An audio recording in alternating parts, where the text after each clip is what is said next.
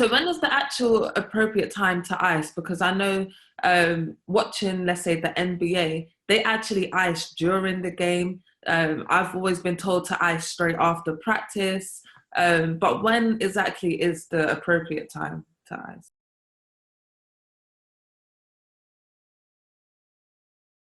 When you're competing and when you're practicing, they're quite obviously different entities. They're not the same sort of thing. So during high performance sports, there will be perhaps shortcuts taken to get you back on and playing. So ice numbs, it's like an anesthetic, it takes pain away, and normally people put it on the bit that's hurt or hurting.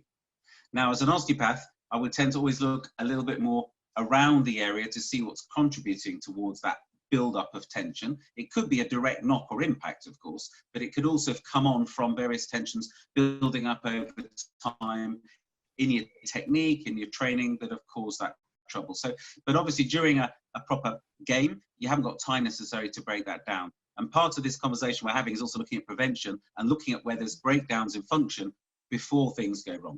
Now, obviously in a fall or an injury, things happen and knocks happen. So ice can take pain down. It can also reduce swelling, but it is an anesthetic, as I've said before, and therefore if you continue, you may cause more injury but not feel it. So there's always that danger with ice.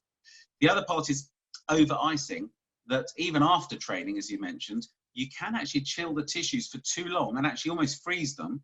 And what that does is it actually stops the circulation, the normal drainage and the normal inflammatory response and healing response can be inhibited by too much ice.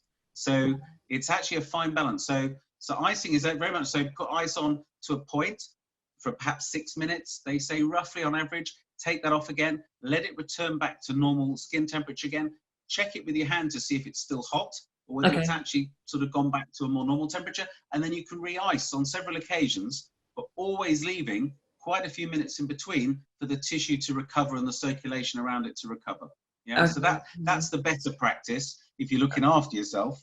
But I get the point, obviously when people are competing, they may be told other things, Yeah, I was just about to say, I think I've been doing it wrong all this time, because I've always been told ice for about 20 minutes after training. Well, as I say, the research says, icing for too long, repeated episodes, shorter episodes are better because it actually increases that sort of ebb and flow of the blood flow.